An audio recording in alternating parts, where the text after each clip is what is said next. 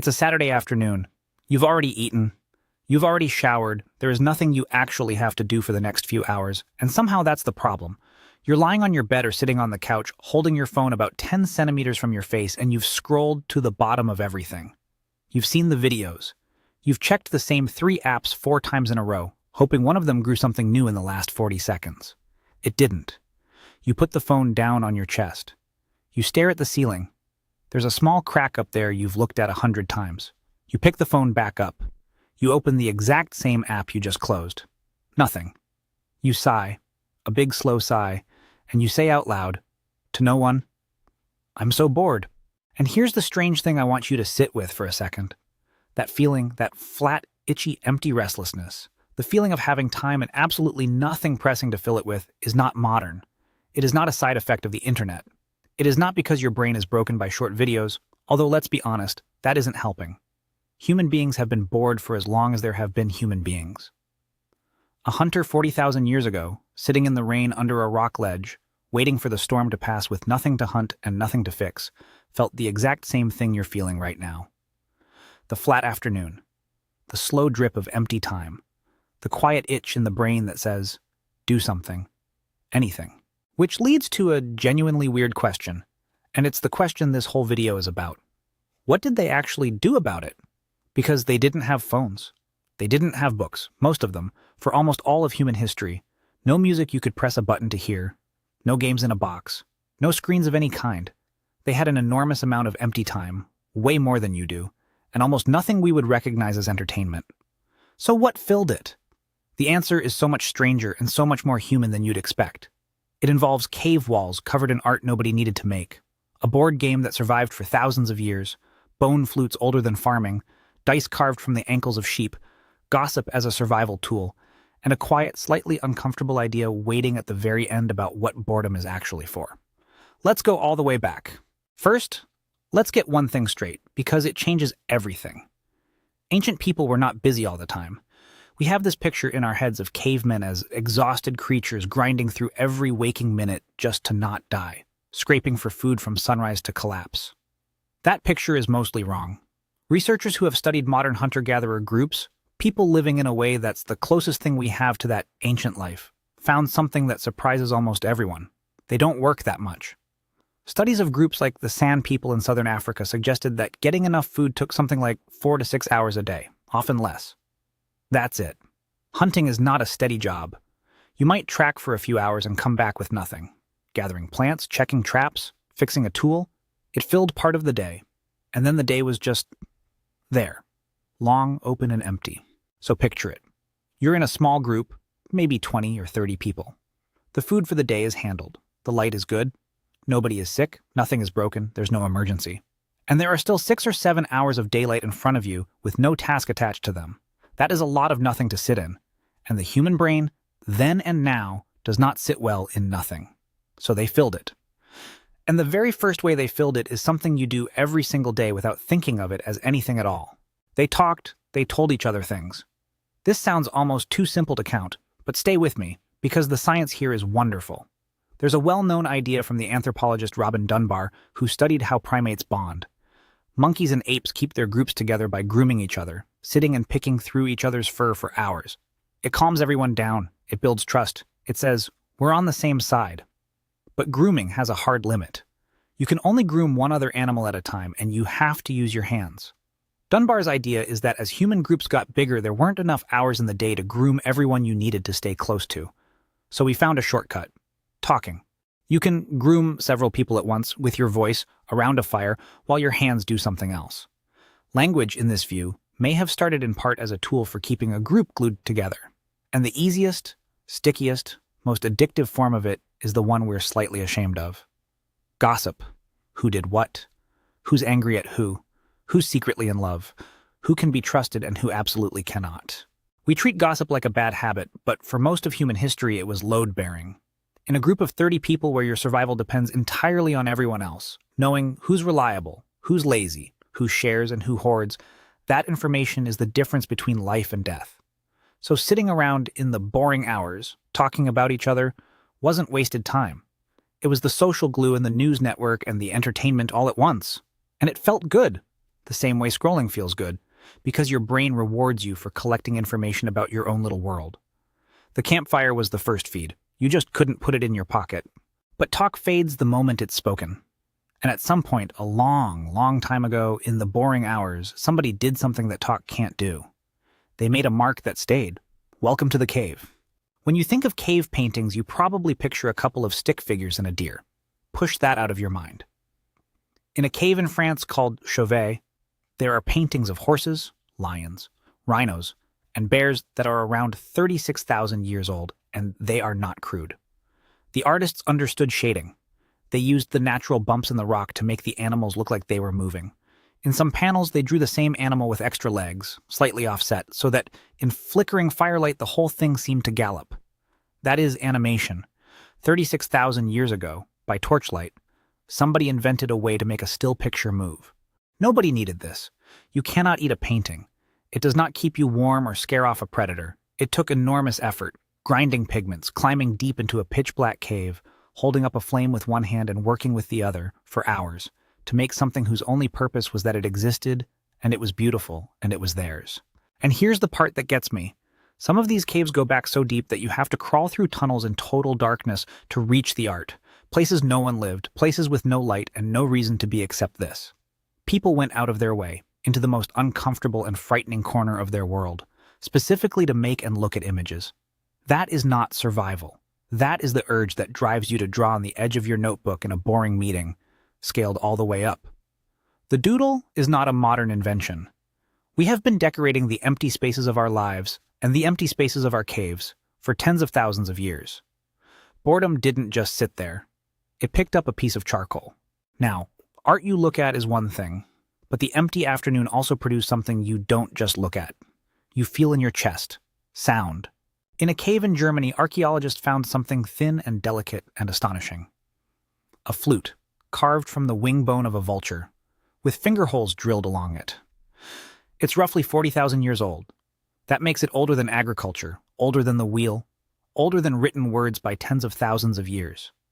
Somebody took a hollow bird bone, figured out where to put the holes, and made an instrument. And when modern researchers built a copy and played it, it worked. It made real, clear, musical notes. You could play a recognizable melody on a 40,000-year-old flute. Sit with that. Before we had farms, before we had towns, before we could write our own names, we had music. Somebody in the long, boring, dark epikampong blew across a bone and liked the sound and kept doing it until it became a song. And music is not a solo thing. Not really. It pulls people together. There's good evidence that singing and moving in rhythm together does something to a group. It syncs people up. It makes them feel like one thing instead of many. When you and 20 other people clap and stomp and chant in time, your bodies start to line up. And that feeling of being part of something bigger is one of the deepest pleasures a human can have. So a boring night around a fire didn't stay boring. Someone started a beat. Someone hummed. Someone got up and moved. And the empty hours turned into the oldest party in the world. We didn't invent dancing at a club. We've been doing it in the firelight for as long as we've been us. So far, we've got talking, art, and music. But there's a kind of boredom that none of those quite cure. The restless, competitive itch, the I bet I can beat you feeling. And for that, ancient humans invented something you'd recognize instantly. Games. Here's a small object that tells a huge story. The ankle bone of a sheep or a goat is a funny shape, sort of a lumpy cube, and it naturally lands on one of 4 different sides when you toss it. People all over the ancient world figured this out independently and turned that bone into a toy. They're called knuckle bones or astragali, and archaeologists have dug them up by the thousands, sometimes polished smooth from handling, sometimes filed flat to make them roll fairer. Kids played with them. Adults gambled with them. They were dice before dice. Think about what that means. The very first random number generator in human history was a sheep ankle, and we used it for exactly what we use dice for now, to add a little danger and luck to a boring afternoon. The roll, the waiting, the little jolt of what did I get? That feeling is thousands of years old. And it didn't stop at tossing bones. People built real games, with rules, with strategy, with winning and losing. In the ancient city of Ur, in what's now Iraq, archaeologists found a beautiful board, inlaid with shell and bluestone, about 4,500 years old. It's called the Royal Game of Ur. And here's the wonderful part. We actually know how to play it, because a much later clay tablet was found with the rules written out. It's a race game. 2 players. You move your pieces along a track, you roll to see how far you go, you can knock the other player's pieces off and send them back to the start. If that sounds familiar, it's because it's basically the ancestor of games people still play today. 4,500 years ago, 2 people sat across from each other and trash-talked over a board game to kill an afternoon, exactly the way you and a friend might right now. The board is in a museum. The feeling never left. Then there's the one that really stops you. In Egypt, a game called Senet shows up in tombs and paintings going back over 5,000 years. People loved it so much in life that they had it painted on their walls and buried boards with their dead so they could keep playing in the afterlife. Let me say that again. They were so attached to their favorite way of beating boredom that they refused to leave it behind when they died. They wanted to take the game with them into eternity. If that isn't the most human thing you've ever heard, I don't know what is. You and your phone are not as different from a pharaoh and his game board as you'd like to think. Okay, we've toured the rooms. Talking, art, music, games. And you might be sitting there thinking this is a nice list, but it's still just a list of stuff people did to pass the time.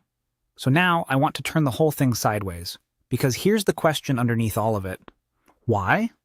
Why does any of this exist? Why are humans, alone among animals, so spectacularly bad at just doing nothing? Because that's the real mystery. A cat can lie in a sunbeam for 9 hours, perfectly content, thinking about nothing. A cow can stand in a field all day. Most animals, when there's nothing to do, simply do nothing, and it doesn't seem to bother them. But put a human in an empty room with nothing to do, and within minutes, something starts to ache. There's a study people love to bring up where researchers asked volunteers to sit alone in a plain room for about 15 minutes with nothing but their own thoughts. The only other thing in the room was a button that would give them a small, unpleasant electric shock, a button they had earlier said they would pay money to avoid pressing again. And a striking number of them, left alone with nothing, chose to shock themselves. On purpose. Just to have something happen. Some did it many times. They would rather feel pain than feel nothing. That tells you something enormous. For the human brain, boredom isn't just the absence of fun. It's an actual unpleasant state, a kind of pressure, almost like hunger. And like hunger, it seems to be there for a reason. The most convincing idea scientists have is that boredom is a signal. It's your brain's way of saying, what you're doing right now is not worth your time. Go find something better. An animal that's perfectly happy doing nothing will sit still and learn nothing and try nothing new. But an animal that hates doing nothing, an animal that gets that itch, will get up, poke at things, wander over the next hill, take a piece of charcoal, and make a mark on a wall. Boredom is the engine that pushes a curious animal off the couch. And that reframes this entire video. Everything we just walked through, the paintings, the flutes, the games, the gossip, the cave you have to crawl into in the dark, none of it was the goal. It was all the byproduct of a brain that couldn't stand to sit still. Boredom was the pressure, and culture was what leaked out. The same itch that has you opening the same app for the 5th time is the itch that, given a quiet afternoon and a bone and some pigment, built music and art and games from absolutely nothing. You are not failing at relaxing. You're running the exact program that made us human in the first place. But, and this is the turn, here's where it gets a little heavy, because that program was built for a different world. Picture the ancient version of being bored one more time. You're restless. You've got that itch. So you get up, and immediately there are real things to push against. A tool that needs mending, a child who wants to be taught how to throw, a friend right there to talk to, face to face. A whole physical world full of texture, things to make with your hands, a fire to tend, a sky to read. When your ancestor felt that itch, the world around them was full of small, real, satisfying ways to answer it, and most of them ended with you having made something, or learned something, or grown closer to a person who was actually in the room with you. Now look at your own boring afternoon. You feel the same itch, the same ancient pressure to find something better. And the easiest thing within reach is a glowing rectangle that is specifically designed to answer that itch and never quite satisfy it. It gives you a tiny hit, just enough to keep you scrolling, and then leaves you a little emptier so you reach for it again. Your ancestors' boredom pushed them toward the world and toward each other. Your boredom often pushes you toward a screen that pulls you away from both. Same engine, same beautiful, restless, world-building engine that drew the horses at Chauvet. But the thing we've handed it to feed on doesn't feed it back. That's why you can scroll for 2 hours and stand up feeling worse than when you started. You answered the signal, but you answered it with something that was built to keep the signal ringing. And I want to be careful here, because this isn't a lecture about how phones are evil and the cavemen had it figured out. They didn't. Their lives were hard in ways we can barely imagine, full of fear and loss and long stretches of genuine misery. There were surely plenty of cold, wet, endless afternoons where the boredom just sat there and nothing beautiful came out of it at all. Most boredom, then and now, doesn't turn into a cave painting. It just turns into another long hour. This isn't about romanticizing the past. It's about understanding the machine you're running. Because once you see it, you can do something about it. The itch isn't the enemy. The itch is the most creative thing about you. The only question, the same question your ancestors faced every single quiet afternoon, is what you point it at. Point it at a screen built to trap it, and it spins in place forever. Point it at almost anything real, your hands, a person, a thing you could make or learn or fix. And it does what it was always built to do. It turns empty time into something that didn't exist before. So, back to the couch, back to the ceiling, and that little crack you've stared at 100 times, back to the phone on your chest and the same 3 apps and that big slow sigh and the words, "I'm so bored." I want you to feel that feeling differently now, because it isn't a flaw and it isn't new.